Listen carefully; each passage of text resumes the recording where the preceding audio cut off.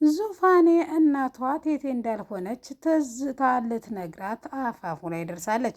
ቤኪ ጭንቅ ጥብብ ያለውን እንዴት አድርጌ ነው እናትሽ ቴቴ ሳኮን ስመኝ ናት ብዬ የምነግራት እያለ ከምኞት ጋር ሲያወሩ በድብቅ እያዳመጠቻቸው ነበር። ይህን የሰማችው ትዝታ ወደ ክፍሏ ታቀናና እንዴት ሰው ከተወለደ ጀምሮ እስከ ሁሉም እድሜው ድረስ ሚስጥር ይሆናል በማለት ታናግራታለች።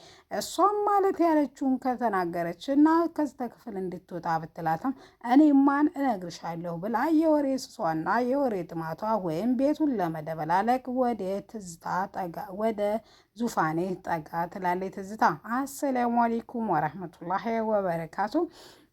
ውድና የተከበራችሁ የዚህ ቻናል ቤተሰቦች እንዴት አደራችሁ? እንዴት ዋላችሁ? ሁላችሁንም ሰላም ሰላም ብያለሁ። ዛሬ ይዤላችሁ የመጣሁት ቤኪ ድራማን ክፍል 22 ነው። እነሆ እንድትከታተሉ ይጋበዝኳችሁ። ክፍል 21 ነው ይዤላችሁ የመጣሁት፣ እንድትከታተሉ ይጋበዝኳችሁ። ዙፋኔና በረከት ሳሎን ቁጭ እንዳሉ በሩ በዝግታ ይንኳኳል። እኔ ልክፈት ብትልም ነገር ግን ዙፋኔ ቆይማን ብርቱካን ልትሆን ትችላለች፣ ዋጋዋን ሰጥቼ ድጋሜ እዚ ደጅ ላይ ሳደርስ እንዳደርስ አድርጌ ልመልሳ ስልም ነገር ግን ነገርየው ተገላቢጦች ነበር። የእሷ እናት የሆነችው ስመኝ ነበረች። ይቅርታ እንተዋወቃለን ሲላትም አይ በረከት አይደለ እንደዚህ ተሽሎህ እንደዚህ ቆመህ ስላየሁ በጣም ደስ ብሎኛል፣ ፈጣሪ ጨርሶ ይማር ካለች በኋላ እሺ ቤት ተሳስተሽ ነው ወይስ ማን ልበል በማለት በረከት ለስመኝ ጠይቃታል። እሷም ስመኝ የወላጅነቷ የዙፋን እንደሆነችና እንግዲህ ወዳ መታገስ እንዳቃታትና እውነቱን ነገር ልትነግራት እንደሆነ ተናግረዋለች። ቤኪ በጣም ይደነግጥና በሩን ከዘጋ በኋላ ምንድን ነው እንዴት እንደዚህ ታደርጊያለሽ? ቀላል ነገር እኮ አይደለም። ለእሷም ለስሜቷም መጠንቀቅ አለብን። ስለዚህ እኔና አንቺ ተገናኝተን ማውራት አለብን። ስልክሽን ስጪ በማለት ነገርየውን እንዲያፈጥነው ነግራ ስልኩን ሰጥታ ከዛ ትሄዳለች። ነገር ግን ዙፋኔ ቤት ሆና ማን ነው ምንድን ነው ችግር አጋጠመ ስትለውም እሱም ቤት የተሳሳቱ እንደሆነና ደግሞ እግሩን ሊያፍታታ ወጣ እንዳለ በረንዳ ላይ ተናግሮ ወደ ውስጥ ይገባል። ከዛ በኋላ ግን እንቅልፍ አልወሰደው። ምን ማድረግ አለብኝ ብሎ እያሰበ እያሰላሰለ ነው። ትዝታ እንቅልፍ የነሳት የቤኪና የኤልሳ ጉዳይ ምንድን ነው ግንኙነታቸው በማለት ወደ ቤቷ ታቀናለች።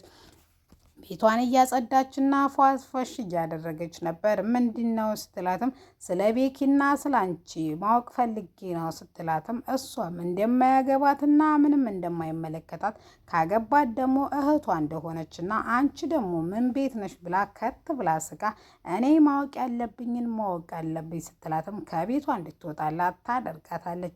እሷም ከቤቷ ከወጣች በኋላ በቤኪ ሳሎን ቁጭ ብሎ ታያለች።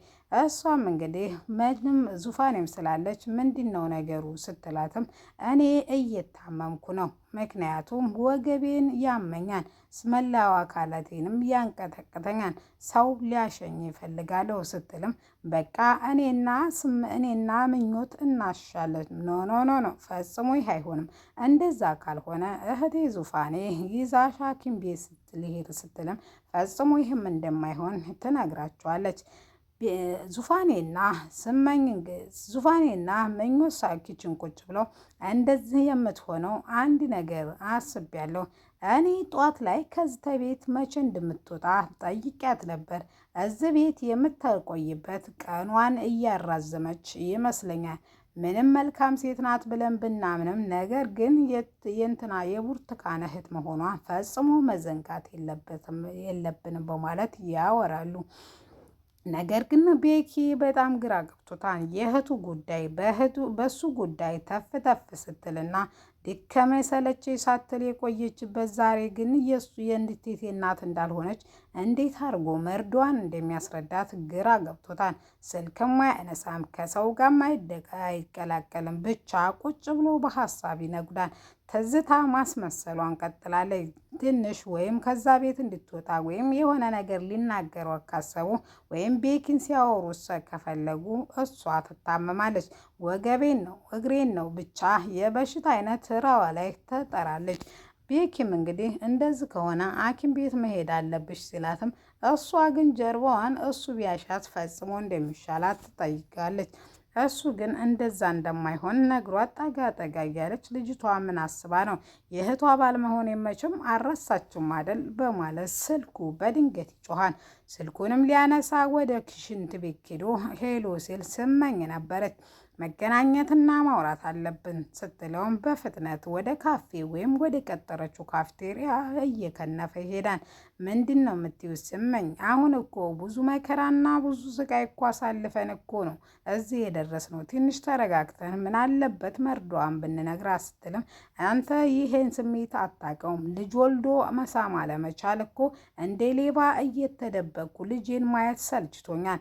ልጄን ማቀፍና ጠረኗን መንት ማለት እፈልጋለሁ።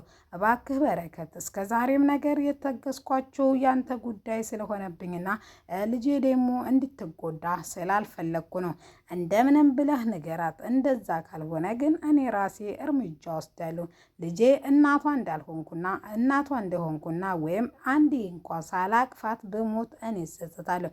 የሰው ልጅ ሸክላ ነው፣ መቼ እንደሚሰበር መቼ እንደሚሞት ማንም አያውቅም በማለት ቤኪ እንደገባውና ነገሮችን በአጭር ጊዜ ውስጥ እንደሚያሳካ ነግሯት እንግዲህ ከዛ ይለያያሉ። መንገድ ላይ ብቻውን ፍዝዝና ድንግዝ ብሎ በረከት እየተጓዙ እያለ ኤልሳ ደጋግማ ብትደውልለት 2 ቀን ሙሉ ስልክ ያላነሳላት ሲሆን ወደ ቤቱ ስታቀና መንገድ ላይ ታገኘዋለች። እሷ ምን እንደተፈጠረ ስትጠይቀውም አይ ምንም ነገር አልተፈጠረም በማለት ይመልስላታል።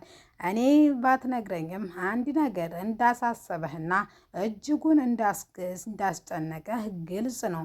ቤኪ ከኔ የምደብቀው ነገር አለ። በዚህ ከቀጠልክ ለአባዬ ተናግሬ ወደ ሆስፒታል መመለስ ነው ስትለውም እሱ ጥሩ ሁኔታ ላይ እንዳለና ምንም ነገር እንዳታስብና እንዳትጨነቅ ለአባቷም ምንም ነገር እንዳትለው ይነግራታል። እሱም እሺ ካልክ እሺ፣ ነገር ግን ይሄን ካላስተካከል ከመናገር ወደ ኋላ አልልም በማለት ትመልሳለች። ዛሬም እንግዲህ ኤልሳና ቤኪ ወደ ቤታቸው ወይም ወደ ቤት ገብተው ሳሎን ቁጭ ካሉ በኋላ እንደ ወትሮ እያወሩ እያለ ኤልሳና ቤኪ በመካከላቸው ምን ብዬ ጣልቃ ልግባ ያለችው ትዝታ አመመኝ ብላ አሁንም ትጮኻለች። ዙፋኔ አሁንስ መውሰድ አለባት ይች ልጅ ሐኪም ቤት ብሎ ስመኝን ወይም ምኞትን ሲጣራ አቤት ዙፋኔ የት ናት ሲላትም ዙፋኔ ልብሷን እያስተካከለች ክፍሏ ነው ያለችው።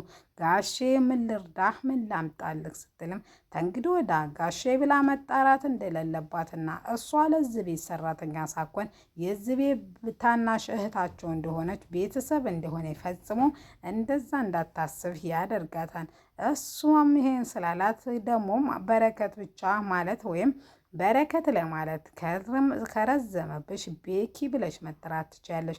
አንቺ ለአንቺ ያረግሽልኝ ለእኔ ያረግሽልኝ ውለታ በቃላት የሚገለጽ አይደለም፣ ባለውለታዬ ነሽ በማለት መልስ ይሰጣታል። እሷም ችግር የለውም ጋሺ ብላ በጣም ይቅርታ እዚሁ እንትን አልኩ አይደል ብላ ወደ ሳሎን ትሄድ ወደ እንትና ክፍል ትሄድና እንደምትጠራ ልነግራት ስትል ነገር ግን ኤልስዬ እኔ ነገ ጠይቃታለሁ ብላ ስትሄድ ክፍሏ እሷም በሀሳብ ሄዳ ሙዚቃ እየሰማች ነበረ። እሷም አንድ ነገር ላናግርሽ ነበረ የትዝታ ጉዳይ ምን ትያለሽ ስትላትም ተመሳሳይ ነበር። እሷም ያለቻትም እዚህ ቤት ለመቆየት ያደረገችው ነው እንጂ ታማ እንኳ አይመስለኝም በማለት ትመልስላታለች። ስለ እሷ ሳላወራሽ ሳይሆን ስለ በረከት ሳላወራሽ ነው የመጣሁት።